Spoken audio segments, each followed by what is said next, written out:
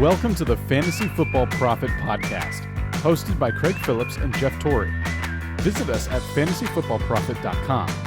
And now your hosts, Craig and Welcome Jeff. everyone to the Fantasy Football Prophet podcast. I'm Craig Phillips, joined as always by Jeff Torrey, and today we're continuing some of our lists for this off season. We're going to redo a list we did about 3 months ago. We're going to do our sleepers, our top 5 sleepers of 2020. See if there's been any changes now that free agency has come and gone, basically. We still got the draft in a couple weeks here, but this is, as of now, who we think will be our top sleepers of the year. And I mean, we kind of try to get players that are ranked at running back wise at least like 25, 30, but beyond that. Wide receiver is the same, like 30, 35, and so on. Just trying to get guys that maybe aren't being talked about too much here. So actually, before we jump into this again, if you guys listened to last week, I'm still recording right next to chickens. This is still fun, Jeff. Really need to be let out of this place. So if you hear any chirping in the background here, there you go. They're trying to fly now. So we'll just every week we'll chronicle how they get older. How about that? So let's jump into this list, Jeff. Let's go 5-1. See what we got. See if it's changed up much from last time around. I have a few the same, a few that are a little different. But let's go start with your number 5 this time around. Number 5. If you did listen to it last time, he was on the list. I brought him down a little bit because it was a little crazy to put him that high on a sleeper list. He could even be a deep sleeper, but this is how much I do love the guy. He's supposed to be healthy this year, and that is my main man, Bryce Love. So he is a running back taken in the fourth round by Washington. He should have been a first-round talent, blew out his knee like the last game of the season, his college career. We always knew that his rookie year was going to be a wash, right? He wasn't going to come back. That was going to be a redshirt year in the NFL, if you will. He put up monster numbers. The guy, hopefully, if he returns to as quick as he was, as fast as he was, as much of as a playmaker, Washington is in desperate need.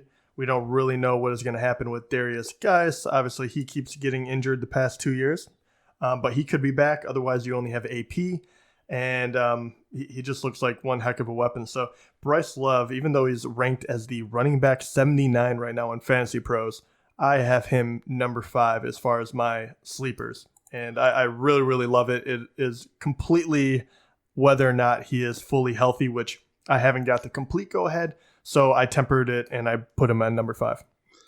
Yeah, so this is an interesting one. It's really about, I feel like if he's healthy and was ever given a chance, he could do something. That Redskins backfield is crazy. I don't know what to do with it right now. I mean, Geis, I love Geis. Everyone knows that. But again, his health is an issue too. But so right now, what do they have? They have Geis and is Peterson re-signed, I believe. I believe he should be back for one more year. So not just Love after that. They also have J.D. McKissick, who they just signed, and they signed Peyton Barber. So I don't know what to do with all that. I mean, McKissick and Barber, that's not those kind of names. They can be released, no problem, right? So, yeah, it's just there's a lot of guys there. I think if he ever were to be given a shot, he could do really well. It's just will he get that kind of opportunity? It's really going to depend on everyone else's health. If Peterson is done and breaks down, which that could happen anytime too.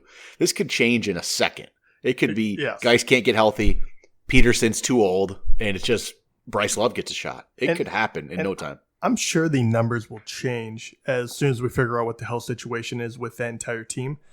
But tell me this, if you find out that they're both healthy, and we'll just assume that it doesn't change all that much because we haven't seen him play, I am this close to saying that I would rather wait and have Love than going out and getting Darius Geis as the number 31 running back. See, I'm just too much of a Geis fan. I mean, I think he's good, but I think they would use them both, and I don't think it's that much of a. I mean, really, Bryce Love, if he does return to form, he would have been more highly touted than Darius Geis. You know, he was, yeah, that's true. I mean, before their senior years, he definitely was the more, when he was 3 years ago. I mean, that guy was supposed to be one of the top running backs. So, yeah, I get it. I'm not going to put him on my list just because there's so much so much there that you just don't know. He is way down there. That's why I get why. Yeah, but that's why he's number 5. I do like him for a deep sleeper list. I think I said this last time too. Yeah, but I know I should keep him for a deep sleeper, but it's how much potential I think the guy has. I just like Geist too much. I think that's what I like Geist too much. I think he's going to be fine. At least I think. What do I know? I don't know that. It's just all hopeful thoughts. So, but yeah. All right. I'll go to my number 5 here. So I didn't know where to go with this and whether I should put this guy on the list or not. But I decided to because he's so far down the ranks for a player that has been really good in the past and can be again. See, I don't know what label to put him. Bounce back, whatever, anything, sleeper. But I feel like it's going to be a sleeper because he's not being talked about. And I'm going to go with Brandon Cooks. And he's ranked 46th right now at wide receiver. So I guess that's the main reason. And like, there's not much talk about Cooks at all right now.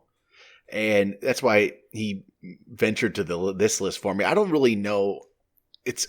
Can he stay healthy? That's the thing with Cooks. If he can stay healthy this year, I think he will be good. I mean, he was last year. I just don't know how much you can really read into his numbers after, what he went out with a concussion, I believe, at one point. It just wasn't quite the same. He had a good first year with the Rams, 80 catches, 1,200 yards. And he's obviously been good every year before that. The year in New England, he was good. 2 years with the Saints, he was good. And I just feel like there's nobody talking about Brandon Cooks at all. And I think this is still a really talented wide receiver who's only going to turn 27 during the season. So he's not way up there in age yet. He's only going to be 27. I think Brandon Cooks has a lot of potential yet. So without anybody saying anything about him, I feel like, he is a candidate to be a sleeper. So I put him at number 5 on my list. Yeah, I like him. He was injured. And look, concussions scare me. They scare me to death, especially with a smaller wide receiver that has had a few now. Yeah. And Rams looked bad. They looked really, really bad. But yeah, I mean, do I expect that to continue? Not really. I think that someone has to get numbers on there. So if he does stay healthy, I like him for the bounce back. Right now, his health is a concern for me. But I don't know. The Rams in general are just looking to shed any contract they can at the moment. That's it looks the like thing, he'll be there, but I think it would have been better if he actually did get traded. So, but that's the thing too. If I do this with the thought that if he was traded, I still think that's a good situation for him. I don't know where it is, but I think it would be good for him. I think it would be a better one because I think whoever got him would want him. Yep. And this guy's been traded enough times in his career already. It wouldn't surprise me if he is Which is crazy too, because I get that he's not a prototypical wide receiver. He's only 5'10", 180 pounds. I mean, but everywhere he goes, he produces. I mean, so I just feel for him because I think he's a great player. So I'm rooting for him. All right, let's go to your number 4 player. Number 4, the great disappointment from last year, one of them at least, on that Browns team. I'm going for the QB. I think Baker Mayfield. He is right now ranked at QB 15.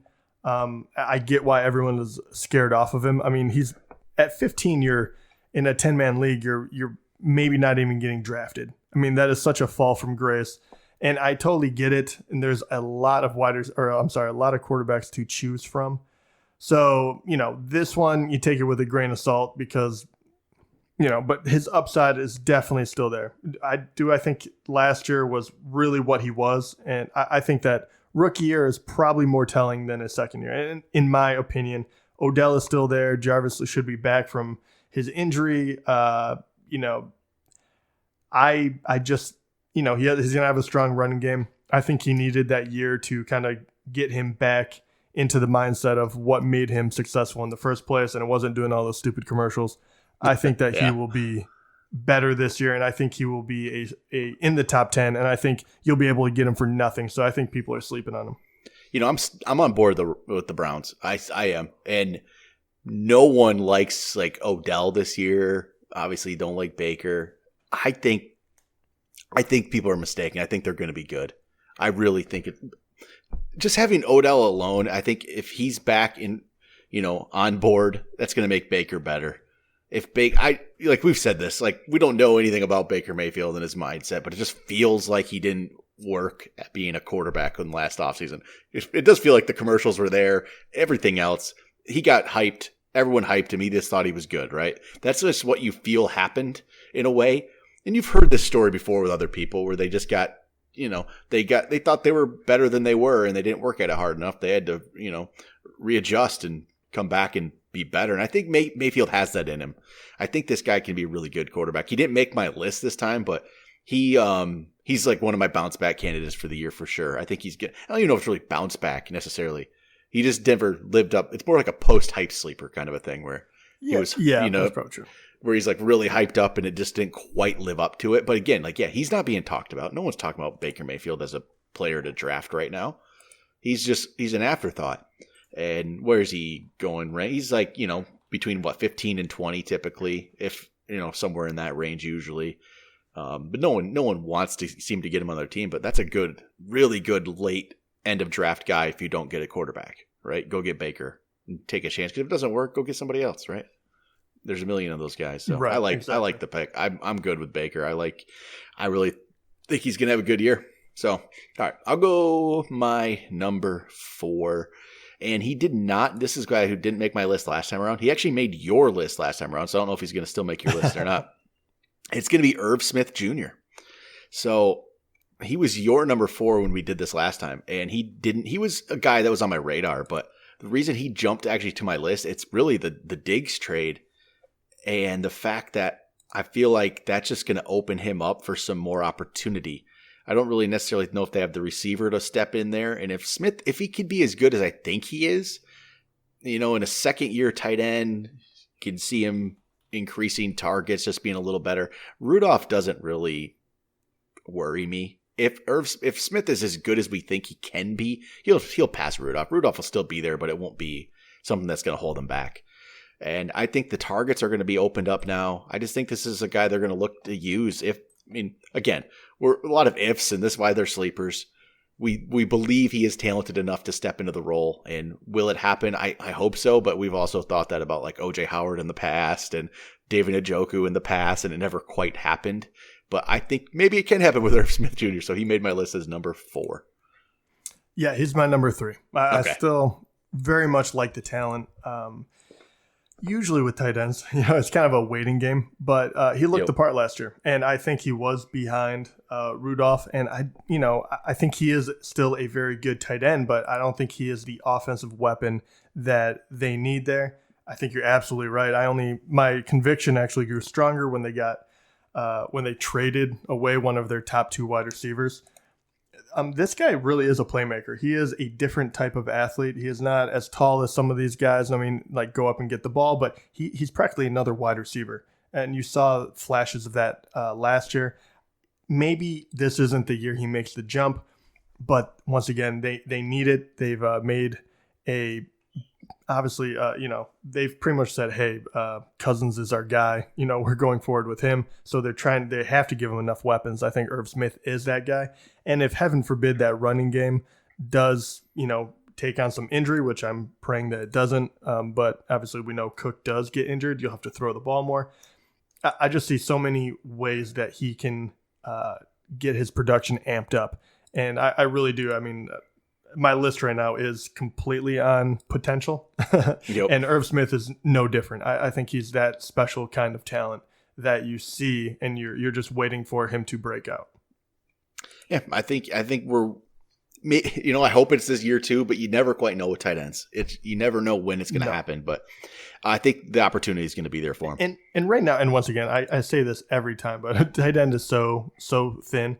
And right now he's being ranked as the 22nd ranked tight end, which is, not on anyone's radar. So you'll probably be able to pull him off the waiver wire, for first week. So, once again, no worry whatsoever about trying to get him early, which is a great thing.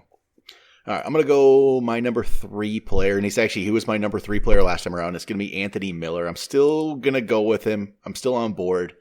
I liked what I saw at the end of the year from him last year, where he started to finally play like we thought he could.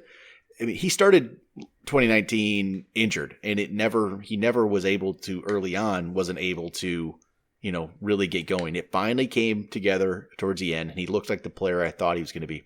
I guess the thing is, the quarterback situation is kind of up in the air, so it makes it where I'm maybe not as confident as I would be. But he had, let me pull this up. Weeks 11 through 15, I think he had a pretty good stretch where he was like 33 catches, 431 yards, and he was starting to really look good. I mean, I remember the Thanksgiving Day game against the Lions where he had 9 catches for 140 yards and really just looked like he can be a really good wide receiver. And yeah, if the quarterback situation works out for him, I don't know if it really honestly makes a difference either way, I guess, on if it's Trubisky or Foles. To me, I'd expect similar production. I don't know if that really makes too much of a difference in my mind. I think Miller's a good player, and I think he's going to have a chance to, in his third year, which we always talk about third-year wide receiver breakouts that historically have seemed to pan out for a lot of players. I think this could be that year for Anthony Miller. And I'm expecting a good season. I really hope we'll get that out of him. I think he's ranked 45th right now. If I pulled up Fantasy Pros, right around where Brandon Cooks is. So Anthony Miller, a guy you can get probably late, put him on the end of your bench at wide receiver, and I think could be a good season. So Anthony Miller, my number 3. Anthony Miller, I like him. I did not put him on my list. But the person who is on my list now, and Anthony Miller is not, as Anthony Miller made it a couple months ago. I actually went with a wide receiver who found a new home, and that is going to be Brashard Perriman. So I picked him because, look, he showed a lot at the end of last year. He finally came around. He comes with a ton of risk, and he's going to a team that I don't love. But you look at that team, and he is the only guy in town. You have Quincy Enunwa and him, and then you have Le'Veon Bell. You're going to have to throw the ball. He is their best deep threat. Robbie Anderson, even though I wasn't a huge fan of him, I mean, I believe he ranked in the mid-30s as far as wide receivers go last year, and that's when they weren't playing good football at all. So the fact that Brashard Perriman is ranked as the 55th wide receiver, I think that is undervaluing him. I think he will be the number 1 wide receiver. And I think they have to open it up a little more this year for Darnold, whether or not he throws more interceptions or whatever they decide to do. But, I'm hoping that Sam Darnold does make that next step, right? It will be his third year. He didn't really look that much better than he did from his first year, but I feel like they didn't really open it all that much. And they had a better record with doing that, but they know, hey, that's not going to be what they need out of him. So you're going to have to throw more touchdowns than 19. You're going to have to throw more yards than 3,000. So it's a little bit of a prediction, but Brashard Perriman, they didn't give him that large 1-year contract. So, he's on a prove it. And you've seen many guys overproduce when they're on that kind of deal. So all those reasons I put him as number 2, because 55 I feel like is far too low for a number 1 wide receiver, no matter if I like the team or not. No, it's really true. Like, he's a guy that, he was a first-round draft pick, and it didn't pan out early on. To be fair, he was drafted to Baltimore, and he did get hurt. So that was back when they did not throw it. Exactly. But he was a first-round talent, and he was first-round talent for a reason. He got hurt. He couldn't really get going. Then he went to the Browns for a year, and then, he finally got an opportunity at the end of the year with Tampa and showed, hey, this guy can play a little bit. And, I mean, he had 6 touchdowns in last season, which is, he really only felt like he played a very short time. I mean, he played 14 games, but he really didn't. It was all at the end there. And this is a good one. I didn't put him on my list. Probably should have, actually, looking at this. I do like Perriman. When I actually would look at doing ranks here at some point and reevaluating my ranks, he's going to move up the board because, he's 55th right now. Like, he's 1 spot behind Deshaun Jackson. No, that's not happening, right? Like, right. Right? Even he's behind Deontay Johnson from Pittsburgh, which maybe Johnson could do something, but why would you ever draft Deontay Johnson right now over Perriman? I don't think I could do that. I'm just not there. And Crowder is going ahead of Perriman. Crowder on the same team, obviously. I'd rather go Perriman. I think so. I think I'd rather go with Perriman there. I think it's a good pick. The team, though, the team is interesting. Obviously we don't expect much from the Jets, but it wouldn't shock you if all of a sudden they were a good offense, right? I mean, Darnold, he could break out, and maybe Le'Veon Bell becomes Le'Veon Bell, and the offense in general is just better. So we'll see, I guess. All right, your number 2. I'll go to my number 2. He actually was my number 1 last time. I dropped him down 1 spot, and I'm still on board with him. Not everyone is. I've got a lot of flack last time around for this pick, and it's going to be Justice Hill. And no one is on board with my Mark Ingram falling off thing. So because they're not on board with that, they're not on board with me putting Justice Hill as a sleeper. But hey, I'm there. I don't know. It just was. This is like my gut feeling of the year or something. I don't have a lot to base it off of, except I think whoever you put in that situation at running back is going to be good. And I think Justice Hill, though, I think he's a really good player, and I think if he got the opportunity, he's gonna run away with it. I'm not saying Mark Ingram's not good, but Mark Ingram's gonna be 30 years old this season, or is he? I don't remember where he's at now. Running backs start to fall off at some point there, and you just don't know when it's going to happen with Ingram. Yeah, he is 30 now. He'll actually turn 31 at the back end of this coming season, so that's not a good age for running backs. You don't see a lot of 30-year-old running backs doing well. So I think Justice Hill has a chance. So there he goes. Number 2 this time for me. He did fall 1 spot. So I got a new number 1. New number 1. All right. So let's see. Who do you have then at your number 1? This is also a new number 1 for you. So it is a new number 1. And yeah. I already know that people, and for good reason, people can really come back on me on this one if they really wanted to. You probably didn't expect him to be number 1 after Sammy Watkins restructured his deal and stayed in Kansas City, but I am falling in love with Mecole Hardman. I liked his speed before. I think he showed a lot last year. Personally, I think having or spreading the ball out actually works better for them. Watkins staying in town, yes, it definitely did hurt his, what his potential could be. But at the same time, I think that I think them restructuring him just shows, there could be a million reasons for that. He is, Sammy Watkins will still be helpful to be on the team. And the fact that he probably knew he wasn't going to get a giant contract going anywhere else or trying to trade him would be a nightmare. I think Mecole Hardman is due for that big bump. I think that he has all the necessary tools. I think that his game fits perfectly with, the wild arm of the quarterback down there in Kansas City. And I feel also that Sammy Watkins is very injury prone, right? Yeah, you have that, much. And they just don't stick with anyone. I guess, as I'm talking my way through this, this is probably my weakest, argument of all 5. But I really, really like this guy, and I like his situation. And I think he can catch 10 touchdowns on this team, honestly, and he doesn't have to catch 100 balls. I think that is the scary part about him. I don't think, and especially now he's going to be going after, as the third wide receiver. I mean, who's guarding him? Like linebackers, third CBs. He's far too good for that. And so for all those reasons, I'm going to put Mecole Hardman at number 1. He is currently ranked as the 51st wide receiver. One spot ahead of Sammy, actually. Yeah. And I think it should be, honestly. But yeah. I totally understand why people would say there's a lot of things working against him, which I pretty much named. But I still really like this guy's upside. It's your gut feeling pick here. It pretty much is. I probably shouldn't have put him at number 1 for that reason, but I am. You don't have to have reasons necessarily. Just this is your thought. It's a sleeper list. Hey, we can do whatever.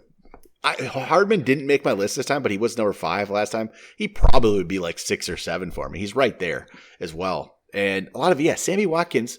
I mean, how many times? I don't really want to talk about Sammy Watkins anymore. I really don't, honestly. He's just. Is it ever going to come together for him? I don't know. He'll be hurt or something. And Hardman, it seems like there's something about him. I feel like he's going to break out. Like he's just one of those guys that you saw all the potential in year 1. He didn't do a lot. He had a couple big plays, and that guy just breaks out the second year and really looks good. So I like the Hardman pick. I didn't put him on my list. I wouldn't put him number 1, but I like the pick. I like the pick. So, all right. So I'll go with my number one. So he didn't make your list, but he is, let me pull this up here. He is now my number one this time around. It's actually going to be Justin Jackson from the Chargers. So this one could change depending on what happens if the Chargers do anything in the draft, obviously. So right now, Justin Jackson is the 51st ranked running back off the board. So everyone is just in love with Austin Eckler, right? I mean, people don't love when we put Austin Eckler down our ranks. Eckler is now 12th in the rankings this year for running backs. He usually falls between 15 and 20 for us when we rank.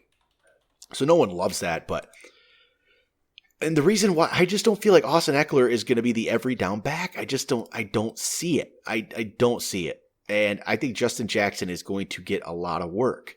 And over his last year, I mean, Jackson didn't play a lot last year, only had 29 carries to turn that into 200 yards, so that wasn't too bad.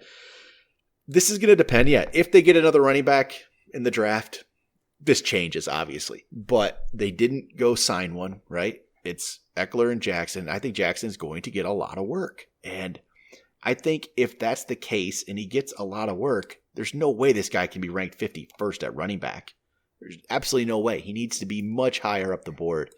And I think everyone just falls in love with Austin Eckler, Justin Jackson's going to be completely forgotten about. And then he could, if things pan out, he could end up being a steal very easily. So Justin Jackson, my number one player this time around. So yeah, hard to argue with that one because you're right. If he is the number two there, he should get plenty of work. So at that rate, he will be worthwhile to have no matter what.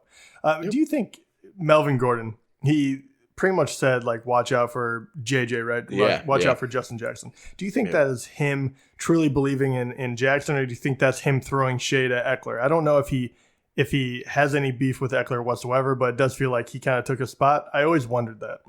I don't know. I honestly, it is a weird one, right? To not say one word about Eckler there. Right, and so he shouts out the backup. So I mean, maybe they're just close. I don't know. Maybe it's just he's just saying that because no one talks about Justin Jackson.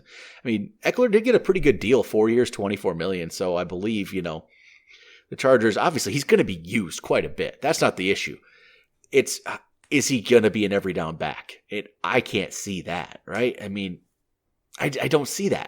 I have nothing in the past that has told me that Austin Eckler can do that and be just the guy there. So Justin Jackson's going to be used quite a bit. And I mean, Eckler's going to be good. He is going to be good. I just don't know if right now when he's ranked 12th, that's a back end running back one. And I'm not there. I'm just not there as that position. Because I mean, last year, so his 3 seasons, he's backed up Gordon, so he's never had a chance to do this. But 47 carries, 106 carries, 132 carries. It doesn't always mean the guy can just translate. So to a full workload. I can see Eckler getting maybe 200 carries, but I don't know if it's going to be more than that. And I think that just opens up Justin Jackson. So becomes a fantasy relevant player. But all right, I think that's it for sleepers. We'll definitely do another sleepers episode sometime this summer after the draft because very well the draft could change. Like we said, could change Justin Jackson. It could change different situations. Brandon Cook could be traded. Who knows what happens with the Redskins running backs, and Bryce Love could either be a better pick or you get rid of him and he's not even on the team. Who knows? Right. We can find out. But all right, that'll do it for this week. We'll be back next week with some more fantasy football for you. Talk to you guys then.